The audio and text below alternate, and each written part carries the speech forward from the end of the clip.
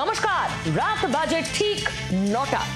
ঘড়ি মেলানোর অভ্যেস করুন আর সত্যি শোনার অভ্যেস করুন, কারণ আমি পিউ যা বলবো সত্যি বলবো। তবে আজ এমন কিছু দিয়ে শুরু করব যা দেখে আপনি ভাববেন এরা কেন, আর একটু পরেই বুঝে যাবেন এদের গুরুত্ব। জলপাইগুড়ির নাগরাকাটায় জল ঢাকা নদীর ধারে নিয়ে যাব আপনাদের শুরুতেই।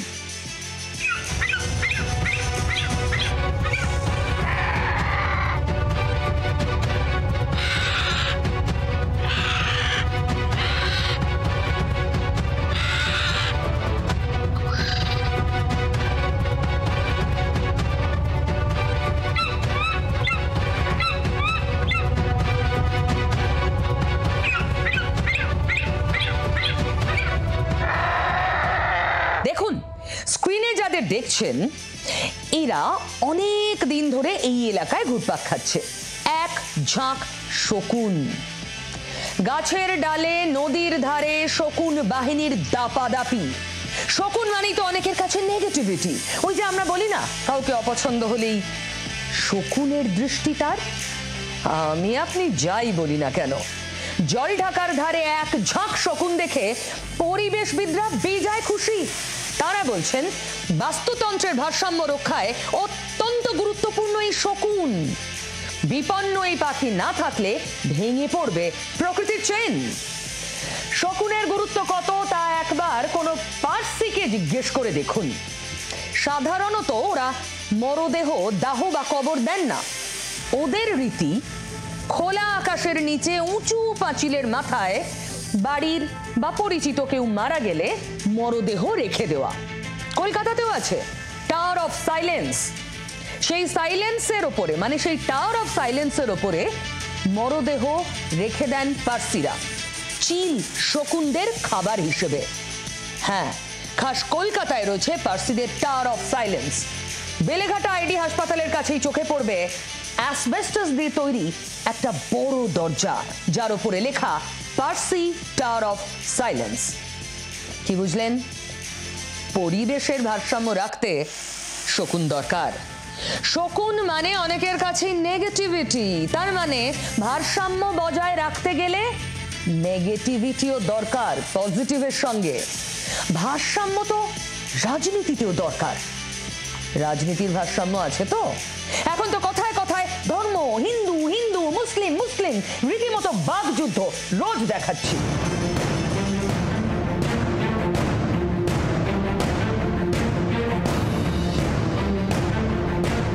আপনি কি এটাই চান? নাকি রুটি, কাপড়া, মাকান যেভাবে দাম বাড়ছে সবকিছুর কমানোর কথা কেউ বলছে না? আর একটা ভোট, আপনি আবার ভোট দেবেন, কিন্তু আপনার কথা কে বলবে? আগামী ভোটে শুধুই কি ধর্মের কথা শুনবো নাকি? ধর্মের ধুয়ো তুলে কি রাজনীতির ভারসাম্য বজায় রাখা যাবে? ভারসাম্যের কথা যখন বলছি তখন এই ছবি না দেখালে পাপ হবে। ভারসাম্য, রাজনীতির ভারসাম্য রাখতে গেলে তার একটা কেন্দ্র থাকে। সেই কেন্দ্রে কি রয়েছে ভালো করে দেখুন, কারণ আমি দেখাবো আপনাদের, বলবো যা সত্যি সেটাই। দেখুন, উত্তর দেবে সময়, ভোট মেশিনে মত জানাবেন জনতা। তার আগে আমরা কি দেখছি? আমরা দেখছি চক্রাকারে ঘুরছে কিছু কথা, যার একদম কেন্দ্রে কি লেখা? ধর্ম। দেখাবো ক্যালেন্ডারে 2026 আসতে এখনো অনেক দেরি, কিন্তু 26-এর দেওয়ালে পোস্টার পড়ে গিয়েছে। গত কয়েকদিন ধরে তৃণমূল বিজেপির পোস্টার যুদ্ধের সরগরম রাজ্য রাজনীতি। পোস্টার পাল্টা পোস্টারের রণকৌশল, রণে ভঙ্গ দিতে কেউ রাজি নয়। রোজ রাতের অন্ধকারে দেওয়াল ভরে উঠছে পোস্টারে, সকাল হতেই তুঙ্গে উঠছে তরজা। দিন কয়েক আগে বাঁকুড়ায় কি ছিল দেওয়ালে? হিন্দুত্বের বার্তা বিজেপির, হিন্দু হিন্দু ভাই ভাই। আরে আমরা সবাই তো ভাই ভাই, ভাইচারাই তো আমাদের স্পিরিট ভারতবর্ষের। তো হিন্দু হিন্দু ভাই ভাই, আর বাকিরা ভাই নয়। 26-এ বিজেপির সরকার চাই বলছে একটা রাজনৈতিক দল, এমন দল যে গোটা দেশের সরকার চালায়। কোথাও লেখা হিন্দুরা বাঁধো জোট, 26-এ পদ্মফুলের সব ভোট। মোদ্দা কথা, তৃণমূলের বিরুদ্ধে সব হিন্দুকে একজোট হওয়ার বার্তা দিতে গেরুয়া শিবির উঠে পড়ে লেগেছে। বাঁকুড়া দেখলেন, এবার হুগলি দেখুন। বিজেপির পোস্টার, ব্যানার, ফ্লেক্স, ওই হিন্দুত্ব, হিন্দু হিন্দু। বিজেপির কৌশল দেখে চুপ নেই তৃণমূল, তারাও পাল্টা ময়দানে। কি বলছে? পোস্টারে বলছে। মঙ্গলবার সকালে কলকাতার উত্তর থেকে দক্ষিণ চোখে পড়েছে তৃণমূলের পোস্টার, ব্যানার। বিজেপির পোস্টারে ধর্মই যেখানে অস্ত্র, সেখানে জোড়া ফুলের পোস্টারে জায়গা পেয়েছে আম আদমির রুটি, কাপড়া, মাকানের প্রসঙ্গ। তেল, গ্যাসের মূল্য বৃদ্ধি নিয়ে সরব হয়েছে মমতা ব্যানার্জির দল। পোস্টার যুদ্ধে আরো একটা বিষয়ে তৃণমূল নজরে এনেছে। একবার মনে করে দেখুন, কেন্দ্রীয় মন্ত্রী সরকারে কোনোবারই পূর্ণমন্ত্রী পায়নি বাংলা। বাবুল সুপ্রিয়, নিশীথ প্রামাণিক থেকে শান্তনু ঠাকুর। প্রথম 2 দফায় বাংলার কোন সাংসদকে ফুল টাইম মিনিস্টার করেননি মোদি শাহ। তৃতীয় মোদি সরকারেও সুকান্ত মজুমদার, শান্তনু ঠাকুরকে প্রতিমন্ত্রী করা হয়েছে, ফুল নয়। পোস্টার যুদ্ধে এটাও তুলে ধরেছে তৃণমূল, মানে ওই যে খোঁচা, প্রতিপক্ষকে খোঁচা দেওয়া, তাই না? বাঙালির সেন্টিমেন্টকেও তো উস্কে দেওয়া। মোদি সরকারে বাঙালি পূর্ণমন্ত্রী কই? কেন বলা এটা? সত্যি তো, সোনার বাংলার স্বপ্ন দেখানো মোদির জমানায় এখনো পর্যন্ত একজন বাঙালিও পূর্ণমন্ত্রী হলেন না। যাকে যে কথা বলছিলাম, ওই যে চক্রাকার বৃত্ত, যার নিউক্লিয়াসটা ধর্ম।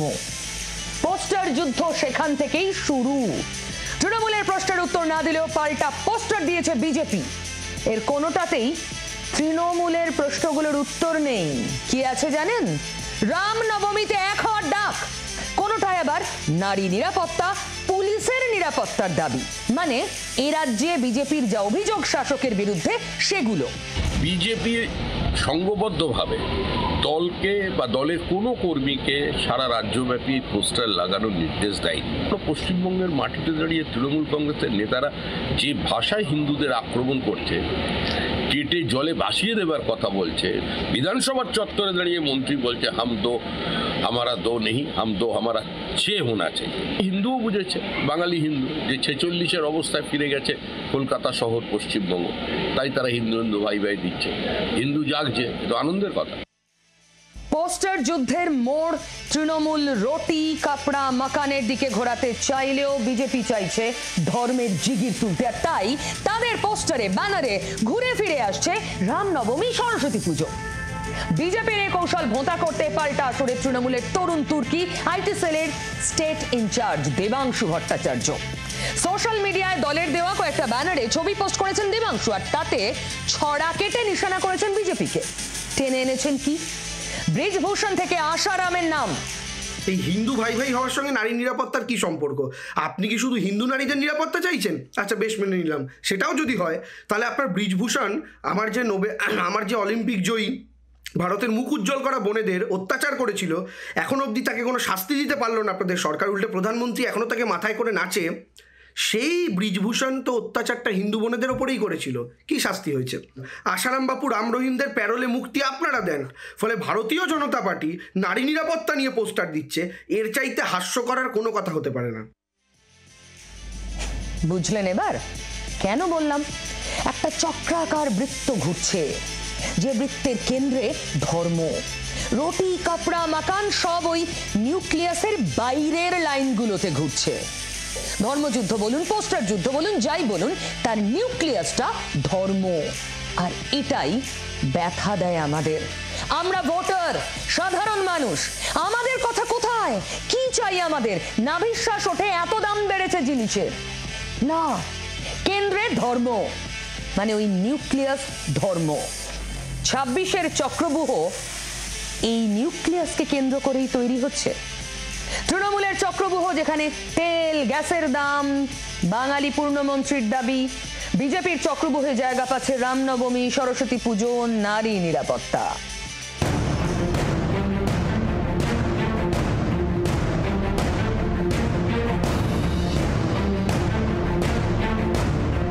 কি দাঁড়ালো তাহলে?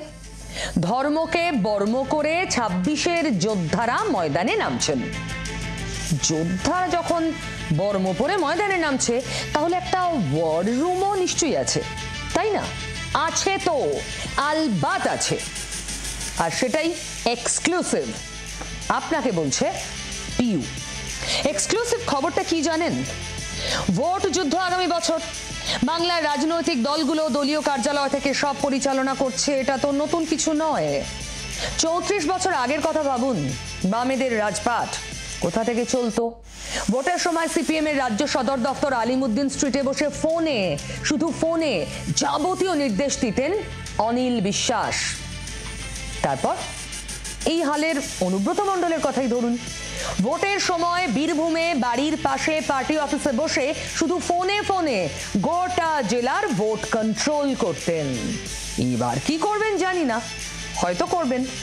কেষ্ট তৃণমূল কর্মীদের নির্দেশ দেওয়ার ছবি আমাদের পরিচিত। সবকিছু আবার 26-এ ফিরে আসছে। 26-এর বিধানসভা ভোটেও খুব স্বাভাবিকভাবে নির্বাচনী কাজের জন্য ওয়ার রুম সাজাচ্ছে তৃণমূল। হ্যাঁ, 26-এর জন্য তৃণমূলের ওয়ার রুম কোথায়? এটাই তো খবর। তৃণমূলের নতুন ভবন তৈরি হচ্ছে, আপনারা জানেন। খবরটা হলো তৃণমূল তার ওয়ার রুম পুরনো জায়গায় তৈরি করতে চাইছে। তপসিয়ায় তৃণমূল ভবন একসময় ছিল দলের ওয়ার রুম। মনে করুন সেদিন তৃণমূলের ভোট চাণক্য মুকুল রায় তখন দলের সেকেন্ড ইন কমান্ড। তৃণমূল ভবনে বসেই ভোটের কাজ দেখাশোনা করতেন। তৃণমূল ভবনে 26-এর ওয়ার রুম তাহলে নতুন করে আসছে। তপসিয়ার সেই বাড়িটাই তৃণমূলের কাছে পয়া। আগামীর রণকৌশল ওখানেই তৈরি হবে। তৃণমূল কংগ্রেস সূত্রে জানা যাচ্ছে যে পুরনো আস্থাই ভরসা হয়ে উঠতে চলেছে তৃণমূল কংগ্রেস নেতৃত্বের কাছে। তপসিয়ায় আগের সেই তৃণমূল ভবন এখন আর নেই, কিন্তু পুরনো সেই ভবন ভেঙে নতুন করে বানানো হচ্ছে। 2023 সালের 1 জানুয়ারি দলের প্রতিষ্ঠা দিবসের দিন নতুন ভবনের ভিত পুজো করেন তৃণমূলের সর্বভারতীয় সাধারণ সম্পাদক অভিষেক ব্যানার্জি। খবর হয়েছিল সেদিনও। G+6 বিল্ডিং তৈরির কাজ চলছে। নতুন ভবন তৈরির কাজ তদারকি করছেন তৃণমূলের একদম প্রথম সারির নেতারা। অভিষেক ব্যানার্জিও ভবন তৈরির কাজ দেখে এসেছেন। তৃণমূল সূত্রে খবর, 26-এ ভোটের আগেই নতুন ভবন শেষ করার চেষ্টা হচ্ছে। আর যদি সম্ভব না হয়, অন্তত একটা বা দুটো ফ্লোর যাতে রেডি হয়, প্ল্যান বিতে সেটাও রয়েছে। পুরোদমে কাজ চলছে, এই লক্ষ্যেই কাজ চলছে যে যদি সম্ভব হয়, আপনি যেটা বললেন যে ইলেকশনের আগে সেখানে দপ্তর পাঠিয়ে দিয়ে যদি কাজ করা যায়, সেটা তো আমরা চাইবো সব সময়। 2009 লোকসভা নির্বাচন, 2011 বিধানসভা নির্বাচন, 2014 লোকসভা নির্বাচন, 2016 বিধানসভা নির্বাচন, 2019 লোকসভা নির্বাচন, এমনকি 2021 দেখা গেছে যে রীতিমতো ওয়ার রুমের কাজ করেছে এই তৃণমূল কংগ্রেস ভবনটি। প্রায় নিয়মিত নেতাদের, প্রথম সারি নেতাদের যাতায়াত, সেখান থেকে শুরু করে স্কুটিনি, নিয়মিত সাংবাদিক সম্মেলন 2021-এও দেখা গেছে। সুতরাং এই ভবনটি যেমন অনেক কিছুর সাক্ষী, পাশাপাশি দাঁড়িয়ে এই ভবনটি তৃণমূল কংগ্রেসের নেতৃত্ব মনে করেন যে তাদের কাছে অনেক পয়া। দলীয় সূত্র বলছে নতুন ভবনে মমতা ব্যানার্জি আর অভিষেক ব্যানার্জির জন্য আলাদা ঘর থাকবে। জেলার নেতৃত্ব, শাখা সংগঠনের প্রধানদের বসার জায়গাও আলাদা হবে। কনফারেন্স হলও থাকবে, মানে একেবারে কর্পোরেট কায়দায় অফিস। মুকুল রায় তৃণমূলের সর্বভারতীয় সাধারণ সম্পাদক যখন ছিলেন, দলীয় সংগঠন ভোটের কাজ তো এখান থেকেই চালাতেন। ফোনে নেতাকর্মীদের নির্দেশ দিতেন, ভোটের দিন খোঁজ খবর নেওয়া, সব এই পুরনো বাড়ি থেকেই। পুরনো চাল তাহলে ভাতে বাড়ে। আর তাই তৃণমূল আবার আর একটা ভোটের আগে পুরনো জায়গায় ফিরতে চাইছে। বিজেপির ভোট চাণক্য অমিত শাহ তো পার্টি অফিস থেকেই ভোটের কাজে নজরদারি করেন। মুরলীধর সেন লেনের পার্টি অফিস থেকে বিজেপির ওয়ার রুম, 24-এর লোকসভা ভোটে সল্টটেকের পার্টি অফিসে ওয়ার রুম তৈরি করেছিল বিজেপি। 5টা তলায় 42টি আসনের ভোট পরিচালনার জন্য বিভিন্ন দপ্তর সাজানো হয়েছিল। 21-এর বিধানসভা ভোটে হেস্টিংসে একটা বাড়িতে এইরকমই ওয়ার রুম তৈরি করেছিল বিজেপি। 26-এ তৃণমূলের ওয়ার রুম তাহলে পুরনো আস্তানায়। পুরনো চাল ভাতে বাড়ে, বারবার এই কথাটাই মাথায় আসছে। ওয়ার রুম কি শুধু তৃণমূলের? বিজেপিরও আছে, তবে গোপন। এতদিনে জেনে গেছেন এ মাসেই রাজ্যে আসছেন অমিত শাহ। বঙ্গ বিজেপিকে গোপন বৈঠক থেকে ভোটে জিততে ঝাঁপানোর কৌশল বাতলাবেন দেশের স্বরাষ্ট্রমন্ত্রী। ভোটার তালিকায় ভূত ধরার প্রতিযোগিতায় যে দুপক্ষই আছে সেটা তো জেনেই গেছেন, প্রতিযোগিতা চলছে। কিন্তু তৃণমূল যেন অনেক বেশি ঘর গুছিয়ে ফেলেছে এখনই। বিজেপি যেখানে হাতড়াচ্ছে কি করবে, সমন্বয় বৈঠক, নেতাকে, বিজেপির রাজ্যের সভাপতিকে, সেটাই তো এখনো ঠিক হয়নি। 29শে মার্চ রাতে আসছেন অমিত শাহ। 30 তারিখ দিনভর বঙ্গ বিজেপি নেতৃত্বের সঙ্গে দফায় দফায় বৈঠক। নতুন রাজ্য সভাপতি, জেলা সভাপতি, সংগঠনের নেতৃত্ব, কোর কমিটি সদস্যদের সঙ্গে বৈঠক করবেন অমিত শাহ। এখনো বিজেপির নতুন জাতীয় সভাপতির নাম ঘোষণা হয়নি। এই অবস্থায় চলতি মাসেই দলকে 26-এর কৌশল মন্ত্র শেখাবেন অমিত শাহ। এবার গোপন বৈঠক থেকে ভোটে জিততে ঝাঁপানোর দিক নির্দেশ করবেন শাহ। কিন্তু এর আগে শাহের বঙ্গ বিজেপিকে দেওয়ার টার্গেট মনে আছে নিশ্চয়ই। বিধানসভা ভোট, লোকসভা ভোট, একের পর এক ভোট। বাংলায় এসে দলকে টার্গেট বেঁধে দিয়েছিলেন শাহ, কিন্তু কোনো ভোটেই নরেন্দ্র মোদীর ডেপুটির টার্গেট পূরণ তো দূর, ধারে কাছে পৌঁছতে পারেনি বঙ্গ বিজেপি। ভোটের আগে বঙ্গে এসে কি কি টার্গেট দিয়েছিলেন অমিত শাহ মনে আছে? একবার মনে করাই, প্লিজ দেখুন। दीदी कान खोल कर सुन लो, आज लाखों लोगों की हाजिरी में कहने आया हूं मैं, जब विधानसभा के चुनाव का परिणाम आए, परिणाम देख लेना, इस बार 200 सीटों से ज्यादा सीटों के साथ भारतीय जनता पार्टी की सरकार बनेगी। কি কেউ বলেননি তো 21-এর বিধানসভা ভোটের আগে টার্গেট কি ছিল? इस बार 200 पार। এবার 24-এর লোকসভা ভোটের আগে কত টার্গেট ছিল 42টা আসনের মধ্যে? শুনুন। अब आपने 18 सीटें दी तो राम मंदिर हुआ है, 35 दे दीजिए, बंगाल को हम घुसपैठ से मुक्त करा देंगे, भाई और बहनों, मुक्त करा देंगे। গত বছর লোকসভা ভোটে 2019-এর লোকসভা ভোট থেকে সিট কমে কত হয়েছে? 12। টার্গেট কত ছিল? 35। এটা তো ছিল ভোটে সিট জয়ের টার্গেট। সদস্য সংগ্রহ তো টার্গেট বেঁধে দিয়ে গিয়েছিলেন অমিত শাহ, মনে আছে নিশ্চয়ই। 1 কোটি সদস্য সংগ্রহের টার্গেট দিয়েছিলেন তিনি। बंगाल भारतीय जनता पार्टी के जो सैकड़ों कार्यकर्ताओं ने जान देकर अपना बलिदान किया है, वो हुतात्माओं को याद कर अपने 1 करोड़ के लक्ष्य को पूरा करेंगे। কিন্তু সেই লক্ষ্যমাত্রার ধারে কাছেও পৌঁছতে পারেনি বিজেপি। 1 কোটি, হাফ কোটি হয়েছিল না।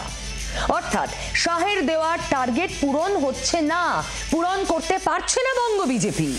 শাহের টার্গেট পূরণের ডাহা ফেল। এবার 26-এর বিধানসভা ভোটের আগে দলকে কি নির্দেশ দেবেন, আর তার চেয়েও বড় প্রশ্ন টার্গেটটা কি দেবেন? নয়া টার্গেট, যে টার্গেট আবার পূরণ করতে ঝাঁপাবে বঙ্গ বিজেপি। তবে এইবার পাস না ফেল, সময়ের কাছে উত্তর।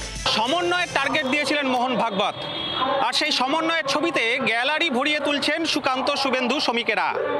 এবার বঙ্গ সফরে এসে অমিত শাহ নতুন কি টার্গেট দেন, সেই জলই মাপছে বঙ্গ বিজেপি। অনেকবার এসছেন তো, একসময় দিল্লি প্যাসেঞ্জারই করতেন, একদম একটা প্লেন রেডি থাকতো, কলকাতা দিল্লি, দিল্লি কলকাতা, কলকাতা দিল্লি, দিল্লি কলকাতা, শাটল খাটতো, তাতে কি লাভ হয়েছিল? আচ্ছা, তৃণমূল ওয়ার রুম বানাচ্ছে, বিজেপি গোপনে ওয়ার রুম তৈরি করছে। বাম, লেফট ময়দানে নেই? আলবাত আছে। বামেদের ময়দান মানে বিরাট বড়, ওই যে ব্রিগেড। আগামী 20শে এপ্রিল ব্রিগেড আবার করছে বাম। তার জন্য ছোট ছোট করে জেলায় জেলায় প্রচারও শুরু হয়ে গিয়েছে। বামেদের ওয়ার রুম, ব্রিগেড। আচ্ছা, যদি যুদ্ধের প্রস্তুতি নিতে হয় কাউকে, তাহলে তো সব দিক বেঁধে 8 ঘাট ঠিক করে তবে যুদ্ধে নামতে হয়, তাই না? বিজেপির কাছে এরকম একটা যুদ্ধের প্রস্তুতির অন্যতম হাতিয়ার কি? রাজ্যের শাসক শিবিরের বিরুদ্ধে এরকম একটা হাতিয়ার অবশ্যই স্বাস্থ্য নিয়ে বিজেপির বিভিন্ন অভিযোগ। মনে করুন আরজি কর, তার আগে থেকেই স্বাস্থ্যে দুর্নীতি নাকি সবচেয়ে বড় দুর্নীতি বারবার শুভেন্দু অধিকারী, সুকান্ত মজুমদাররা বলে এসেছেন। বিজেপি সুর চড়িয়েছে, কেন্দ্রের আয়ুষ্মান ভারত রাজ্যে চালু হচ্ছে না, লাগাতার আক্রমণ শুনেছি তো। অথচ বিধানসভায় আজ স্বাস্থ্য বাজেট নিয়ে আলোচনা হলো। জানেন অবাক করা ঘটনা, স্বাস্থ্য বাজেট নিয়ে আলোচনায় বিজেপির কেউ ছিলেন না, বাইরে বিক্ষোভ দেখাচ্ছিলেন, ভিতরে আলোচনায় নেই। স্বাভাবিকভাবে উদ্দেশ্য নিয়ে প্রশ্ন উঠবে না? বিজেপির উদ্দেশ্য বিক্ষোভ দেখানো, রাজনীতির হাওয়া গরম করা ছাড়া আর কোনো উদ্দেশ্য আছে? ভিতরে এত গুরুত্বপূর্ণ স্বাস্থ্য বাজেট নিয়ে যখন খোদ মমতা ব্যানার্জি কথা বলছেন, বিজেপি তাদের অভিযোগগুলো ভিতরে জানাতে পারতো না, আলোচনাই করলো না কেন? আরজিকর কাণ্ড, তোলপাড় রাজ্য দেশ। সরকার বিরোধী হাওয়ার ফসল তুলতে মাঠে নামে গেরুয়া শিবির। ধর্মতলায় মঞ্চ বেঁধে টানা অবস্থান বিক্ষোভ। অন্যত্র পথে নেমেছে বিজেপি। আবার আয়ুষ্মান ভারত বাংলায় কার্যকর করেনি রাজ্য সরকার, তা নিয়েও সুযোগ পেলেই আক্রমণ করতে ছাড়ে না বিজেপি। এখনো সেই সংঘাত জারি। তার মধ্যেই বুধবার বিধানসভায় রাজ্যের স্বাস্থ্য বাজেট নিয়ে আলোচনা।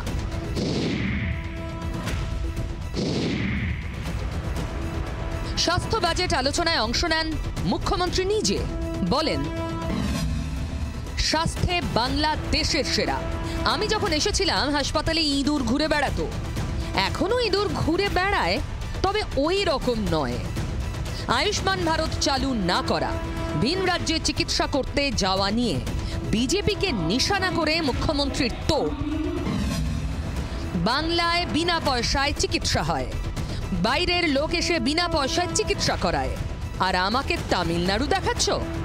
আয়ুষ্মান ভারত একটা নির্দিষ্ট অংশের জন্য, আর বাংলার স্বাস্থ্যসাথী সবার জন্য।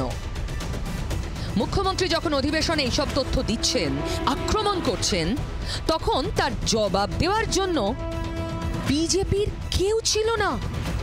অবাক হচ্ছেন তো? অবাক করার মতোই ঘটনা। বক্তা হিসেবে কারোর নাম দেয়নি বিজেপি, বদলে বাইরে বিক্ষোভে সামিল পদ্ম শিবিরের বিধায়করা।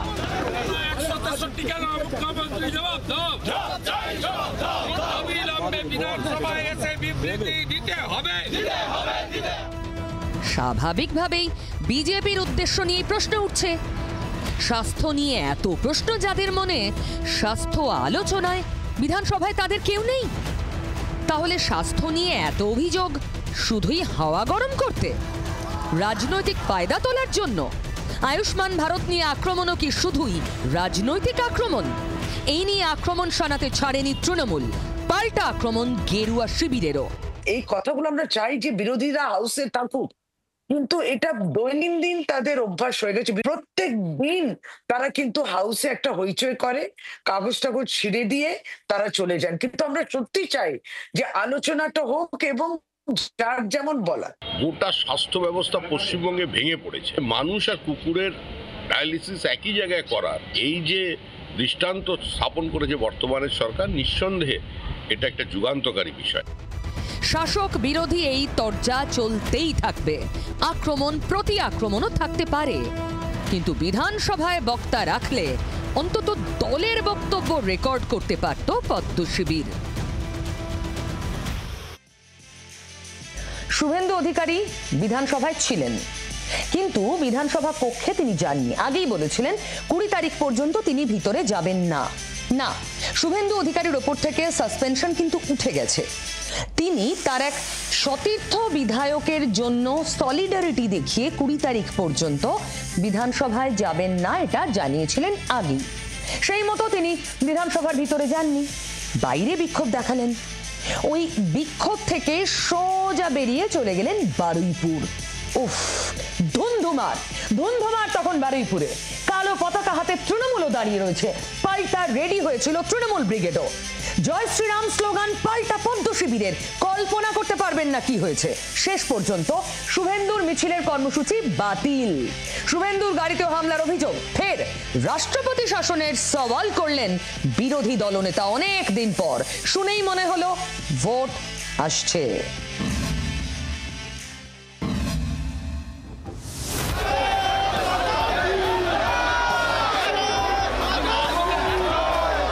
কর্মসূচি আগে থেকেই ঘোষিত ছিল। বারুইপুরের রাসমাঠ থেকে পুলিশ সুপারের অফিস পর্যন্ত মিছিল, পুলিশের অনুমতিও ছিল। তবু সেই কর্মসূচি ঘিরে ধুন্ধুমার কাণ্ড, স্লোগান পাল্টা স্লোগানে রণক্ষেত্রের পরিস্থিতি। দফায় দফায় উত্তেজনা ছড়ালো স্পিকার বিমান বন্দ্যোপাধ্যায়ের কেন্দ্র বারুইপুরে।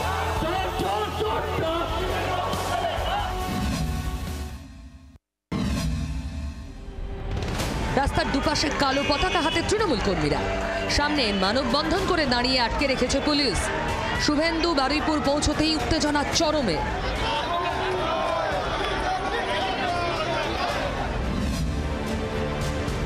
পুলিশের পিছন থেকেই কালো পতাকা দেখান তৃণমূল কর্মীরা। বিজেপি কর্মীরাও পাল্টা জয় শ্রীরাম স্লোগান দিতে শুরু করেন।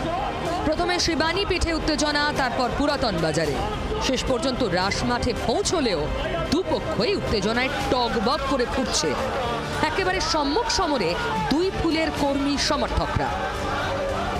গাড়িতে মাইক লাগিয়ে রাসমাঠে সংক্ষিপ্ত ভাষণ দেন শুভেন্দু।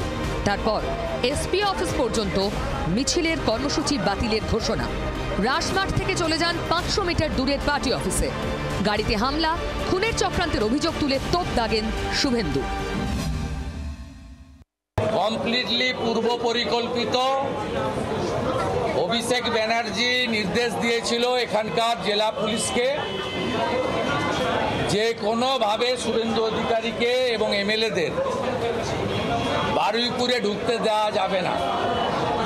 কার্যত বিমান ব্যানার্জির নির্দেশেই এটা হয়েছে। ফের রাষ্ট্রপতি শাসনের অস্ত্র শান দিয়েছেন বিরোধী দলনেতা। যেভাবে উচ্ছৃঙ্খল হিংস্র নেকড়ের মতো রাস্তায় নামিয়েছে সেক্ষেত্রে এই রাজ্যে রাষ্ট্রপতি শাসন ছাড়া এখানে গণতন্ত্র থাকতে পারে না।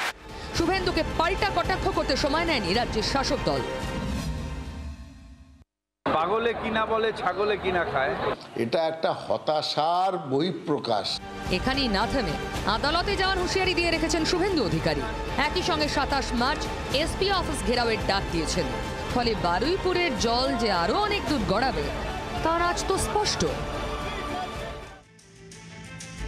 বারুইপুরে ধুন্ধুমার বিধানসভার গেটেও, সেটা দেখাবো। তার আগে আপনাদের দেখাবো ফুরফুরা শরীফের ছবি। কি হয়েছে সেখানে? সেখানে না বিরাট বিভাজন, বিশ্বাস করুন। নওশাদকে ঘিরে এবার কৌশলী চাল তহা সিদ্দিকীর। হ্যাঁ, একদিকে নওশাদ, অন্যদিকে তহা। এবার নওশাদকে আক্রমণই করে বসলেন তহা সিদ্দিকী, তাও আবার মমতা বন্দ্যোপাধ্যায়ের নাম করে। কম ব্যাপার নয়। পীরজাদা পরিবারের ফাটল চওড়া থেকে আরো চওড়া। তার মধ্যেই এক ঢিলে কত পাখি মারার চেষ্টা করলেন তহা, না দেখলে বুঝবেন না। নওশাদকে মমতা ব্যানার্জির কথা শুনতে হবে আমার মনে হচ্ছে। নওশাদকে মমতা ব্যানার্জির কথা শুনতে হবে আমার মনে হচ্ছে। শুধু মনে হওয়া নয়, এক প্রকার নিশ্চিত করেই বলছেন তোহা সিদ্দিকী। কিন্তু এখন রাজনৈতিক সমীকরণ, নওশাদের দিকে যে একটা তীর, সেটা খানিকটা বোঝা যাচ্ছে কারণ এর আগেও নওশাদকে আক্রমণ করেছেন ফুরফুরা পীরজাদা। ভাঙড়ে নওশাদ সিদ্দিকীকে প্রার্থী করার পর থেকেই নওশাদের বিরুদ্ধ গোষ্ঠী সক্রিয়। সেই গোষ্ঠীতে তওহাও রয়েছেন। ফলে আক্রমণটা খুব একটা অপ্রত্যাশিত নয়, তবে কৌশলটা অবশ্যই নতুন। মমতা বন্দ্যোপাধ্যায়ের নাম ব্যবহার।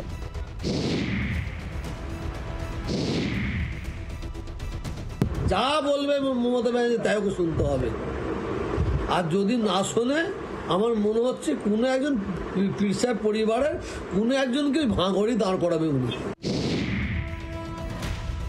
সোমবারই ফুরফুরা শরীফে যান মমতা বন্দ্যোপাধ্যায়, যোগ দেন ইফতারে। সেখানে মমতার সঙ্গেই ছিলেন পীরজাদা তওহা। তবে মঞ্চে ওঠার সময় আর তাকে দেখা যায়নি। তার মধ্যেই তওহার এই মন্তব্যে জল্পনা আরও বেড়েছে কয়েক গুণ। 26-এর ভোটে কি তবে নওশাদের বিরুদ্ধে সত্যি কোনো পীরজাদা প্রার্থী হবেন? তহাকে পাল্টা চ্যালেঞ্জ ছুড়েছেন আইএসএফ বিধায়ক। কোনো একজনকে যদি দাঁড় করাই আমার চালাজান বুঝতেই পেরে যায়, তার নামটা পাবলিক ডোমেইনে ডিসক্লোজ করতে বলুন। নওশাদ যাই বলুন, তহা তৃণমূল নেত্রী তথা মুখ্যমন্ত্রীর নাম জুড়ে দিয়ে জল্পনা কয়েক গুণ বাড়িয়ে দিয়েছেন, বিশেষ করে সাম্প্রতিক নওশাদ তৃণমূল সমীকরণের রসায়নে। মুখ্যমন্ত্রীর সঙ্গে বৈঠক করেছেন নওশাদ, বিধানসভায় নওশাদের বক্তব্যে টেবিল চাপড়ে সমর্থন করেছে তৃণমূল। এসব ঘিরেই জল্পনা চলছিল। তবে কি এই সম্পর্কের আঁচ করে তহার এই মন্তব্য? নওশাদ অবশ্য সপাটে উড়িয়ে দিয়েছেন সেসব জল্পনা। দল চেঞ্জ করার বা কারো লেজুর ভিত্তি হয়ে চলার মন মানসিকতা আইএসএফেরও নয়, নওশাদ সিদ্দিকেরও নয়। কিন্তু থেমে নেই রাজনৈতিক তরজা। তহা এবং নওশাদ উভয় পক্ষকেই আক্রমণ শানিয়েছে বিজেপি।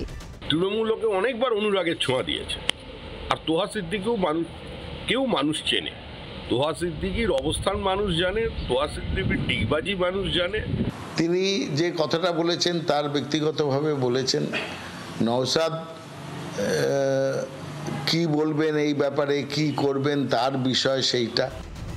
রাজ্য বিধানসভায় বাম কংগ্রেসের কোনো প্রতিনিধি নেই। বিজেপি ছাড়া বিরোধী দলের একমাত্র বিধায়ক আইএসএফ এর নওশাদ সিদ্দিকী। 26-এর ভোটের আগে তাই নওশাদের ভাঙড় কেন্দ্র নিয়ে এখন থেকেই জল্পনা, গুঞ্জন, সমীকরণ শুরু হয়ে গিয়েছে সব পক্ষেরই। তার মধ্যেই বিতর্কে নয়া ইন্ধন জুগিয়েছে তভার মন্তব্য। এই বিভিন্ন খবরের মধ্যেই কয়েকটা খুব গুরুত্বপূর্ণ খবর এক ঝলকে আমি আপনাদের দিতে চাই।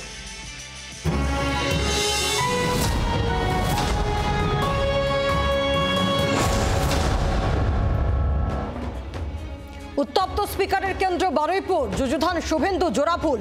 তৃণমূলের কালো পতাকা, পাল্টা স্লোগান, রাষ্ট্রপতি শাসন দাবি শুভেন্দু অধিকারীর। 27 মার্চ এসপি অফিস অভিযানের ডাক। বিধানসভার গেটে হঠাৎই নাটক। মুখ্যমন্ত্রীর গাড়ি বেরোনোর সময় তার গাড়ি আটকানোয় ক্ষুব্ধ নওশাদ। পুলিশের বিরুদ্ধে ক্ষোভ আইএসএফ বিধায়কের, বোঝালেন অরূপ বিশ্বাস। রাজ্যসভায় নজিরবিহীন সংঘাত। অমিত শাহ, তৃণমূল সাংসদ সাকেত গোখলে তুমুল বিতণ্ডা। বাংলার প্রশাসনের কড়া সমালোচনা কেন্দ্রীয় স্বরাষ্ট্রমন্ত্রীর, পাল্টা তোপ জোড়াফুলের।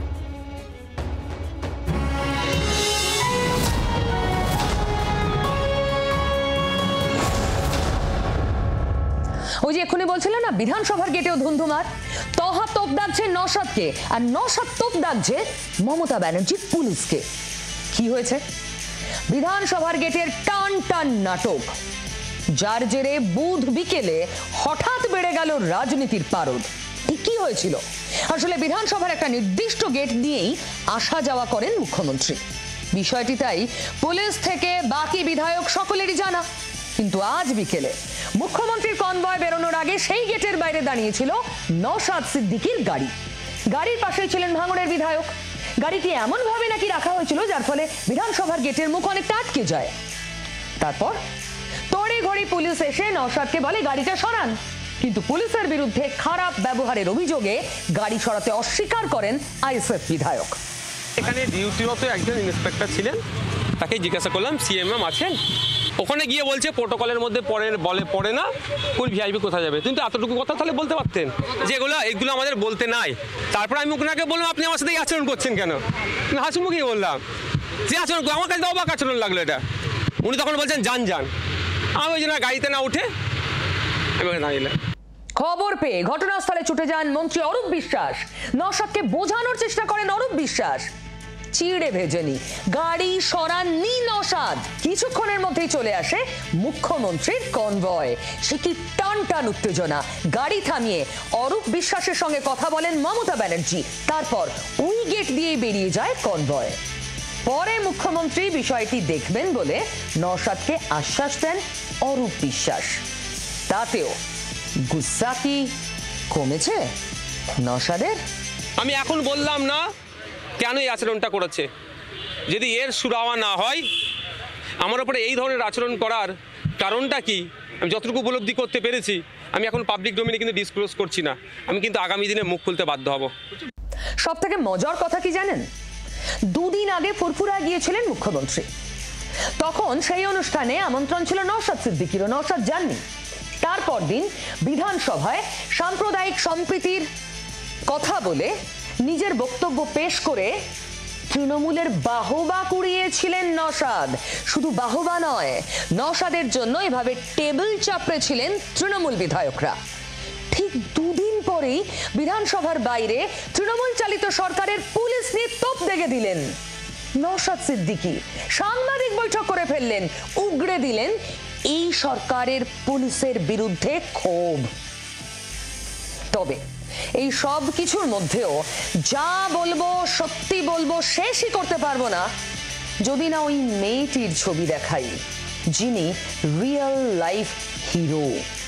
ঝপ করে মহাশূন্য থেকে মহাসমুদ্রে এসে পড়লেন।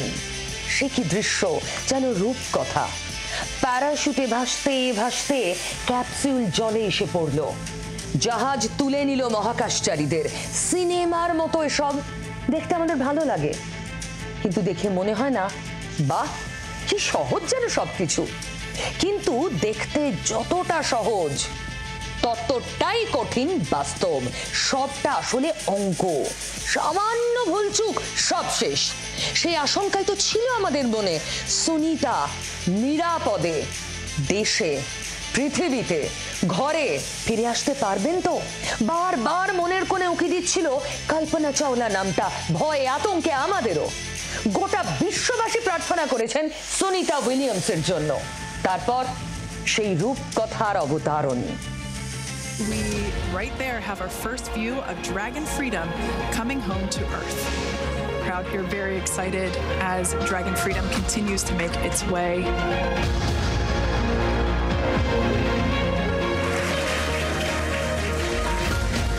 এভাবেই কি মহাকাশ ঘুরে আসা সুনিতাদের স্বাগত জানালো নীল আটলান্টিকের ডলফিনরা? কে জানে, কিন্তু গোটা বিশ্ব স্বাগত জানিয়েছে আজ। সাম্প্রতিক সময়ে আর কোনো মহাকাশচারীকে নিয়ে এতটা আগ্রহ ছিল না যতটা ছিল সুনিতা উইলিয়ামসকে নিয়ে। 8 দিনের সফরে গিয়ে 9 মাস কাটিয়ে আসা কি চারটিখানি কথা?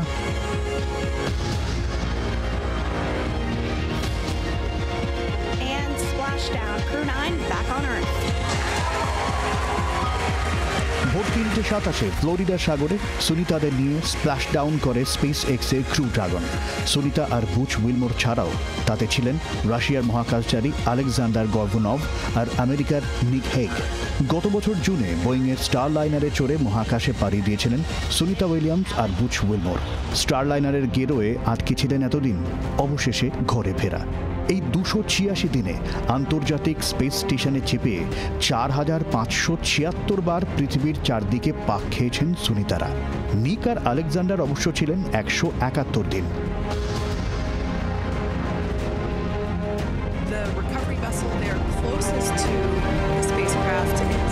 সুনিতাদের আনার জন্য আগেই সেখানে পৌঁছে গিয়েছিল মার্কিন নৌসেনা বাহিনীর জাহাজ।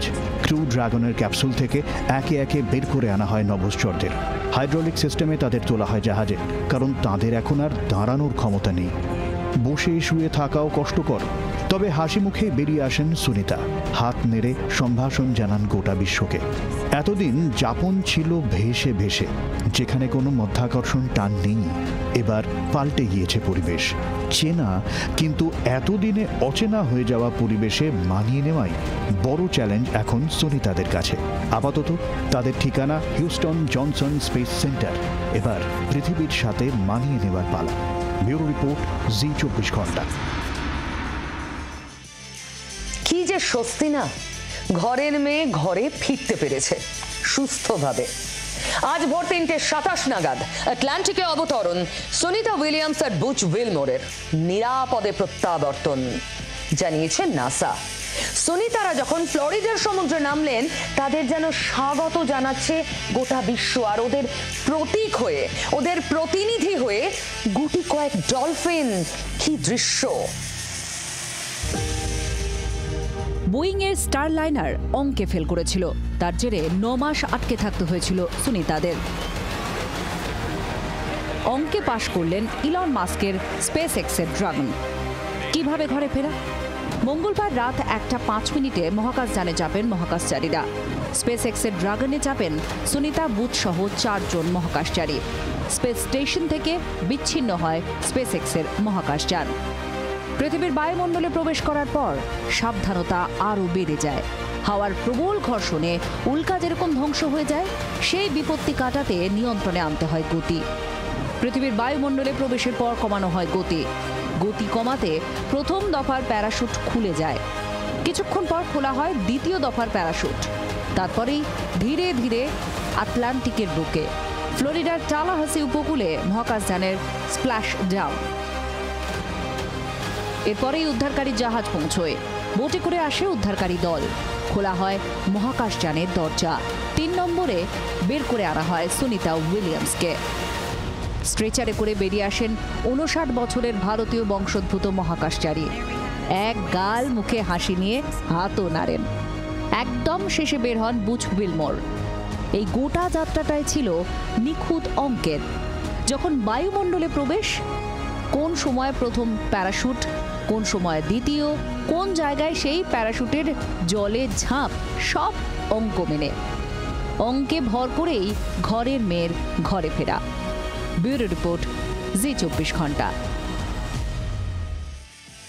ফিরে তো এলেন, এরপর থাকবেন কেমন? সোজা হয়ে দাঁড়াতে কতদিন সময় লাগবে? কি খেতে হবে? কত প্রশ্ন। বিশেষজ্ঞরাও বলছেন বিভিন্ন মত।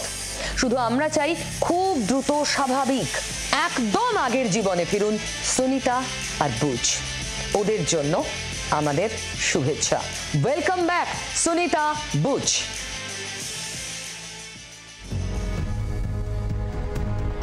সাধারণত আন্তর্জাতিক স্পেস স্টেশনে 6 মাস করে কাজ করতে হয় মহাকাশচারীদের, কিন্তু গত বছর সুনিতা উইলিয়ামস আর বুচ উইলমোর গিয়েছিলেন 8 দিনের জন্য। কিন্তু সেটাই যখন 6 মাস পার করে 9 মাসে চলে যায়, তখন সমস্যা হয় বই কি। কি সমস্যা হতে পারে?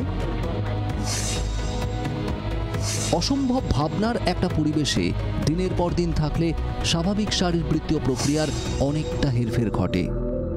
শরীরে তরলের স্বাভাবিক গতি বাধা পায়। উপরের দিকে বইতে থাকে তরল, মস্তিষ্কে তরল জমা হতে থাকে, মাথা ফুলতে থাকে, সরু হয় পা, পায়ের পাতা তুলনামূলক নরম হয়ে যায়।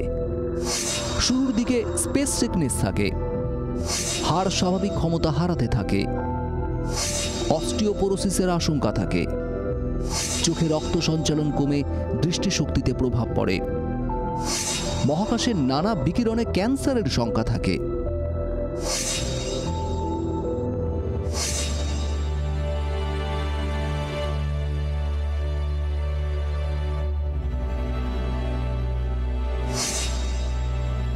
শরীরের এই উল্টে পাল্টে যাওয়া পরিস্থিতিকে সামলে যখন আবার পৃথিবীতে ফিরে আসতে হচ্ছে, তখন আবার নতুন করে মানিয়ে নেওয়ার পাল্টা চ্যালেঞ্জ সুনিতা উইলিয়ামসের।